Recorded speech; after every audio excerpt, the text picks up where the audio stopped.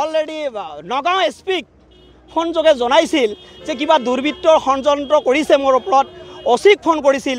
অচি আধা ৰাস্তাত ভুল বাটেৰে আমাৰ এমপিক লৈ যায় ষড়যন্ত্ৰমূলকভাৱে।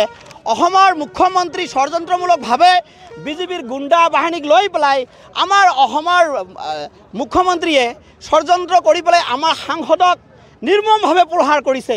গতিকে আমাৰ গৌৰীপুৰ সমষ্টিৰ যুৱ কংগ্ৰেছে আমি ধিক্কাৰ জনাইছোঁ আৰু অতি শীঘ্ৰে আমি মুখ্যমন্ত্ৰীক দাবী জনাইছোঁ যে অতি শীঘ্ৰে 24 ঘণ্টাৰ ভিতৰত এই দোষী কালপিতকেইটাক বিজেপিৰ কালপিতকেইটাক কৰায়ত্ব কৰিব লাগে আৰু জেল হাজতলৈ প্ৰেৰণ কৰিব লাগে।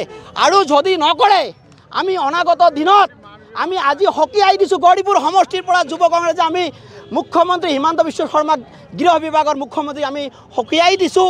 যদি গ্ৰেপ্তাৰ নকৰে আমি অনিৰ্দিষ্ট কালৰ বাবে আমি ধুবুৰী জিলাকে ধৰি আমাৰ গৌৰীপুৰ সমষ্টি কটকটীয়াভাৱে বন্ধ ৰাখিম। আৰু আপোনালোকে দেখা পাইছে আমি হিমন্ত বিশ্ব শৰ্মাৰ পুতলিকা জ্বলাব আহিছোঁ।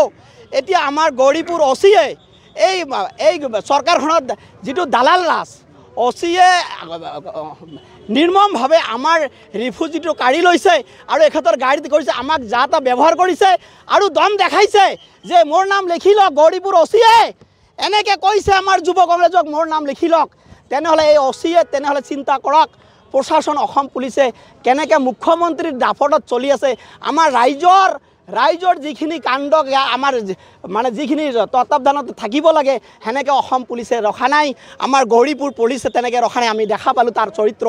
কাৰণ আজি যেনেকৈ অচিয়ে আমাক যেনেকৈ দম দিলে মোৰ নাম লিখি লওক আমি ভয় নকৰোঁ। তেনেহ'লে যদি ভয় নকৰে আমি গণতান্ত্ৰিকভাৱে যুৱ কংগ্ৰেছে আমি ৰাস্তাত ওলাই আহিছোঁ।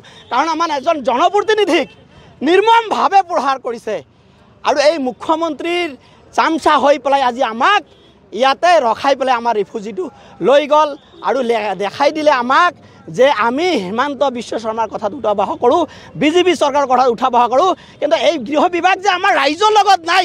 এজন প্ৰতিনিধি যদি আমাৰ যদি তেনেকৈ যদি এজন প্ৰতিনিধি সাংসদ ভাৰতবৰ্ষৰ ভিতৰত 10 লাখ ভোটত জিকি পেলাই এজন সাংসদ হৈছে ধুবুৰী লোকসভাৰ পৰা, সেই সাংসদৰ যদি নিৰাপত্তা নাই তেনেহ'লে আমাৰ সাধাৰণ ৰাইজৰ আমাৰ গৌৰীপুৰ সমষ্টিৰ ৰাইজৰ তেনেহ'লে আমাৰ কি নিৰাপত্তা থাকিব? অসমৰ ৰাইজৰ কি নিৰাপত্তা থাকিব? গতিকে আমি এই অসমৰ মুখ্যমন্ত্ৰীক অতি শীঘ্ৰে পদত্যাগ কৰিবলৈ দাবী জনাইছোঁ। গৌৰীপুৰ সমষ্টিৰ যুৱ কংগ্ৰেছৰ সভানেত্ৰী হাজবেণ্ড হিচাপে জিলা কংগ্ৰেছৰ জেনেৰেল ছেক্ৰেটাৰী হিচাপে মই আৰু বেছি নকওঁ যে আমি আজিলৈকে বাট চাই থাকিম। যদি আমাৰ এই গৌৰীপুৰ সমষ্টিৰ যুৱ কংগ্ৰেছে আমি আজি দিনটো বাট চাই থাকিম।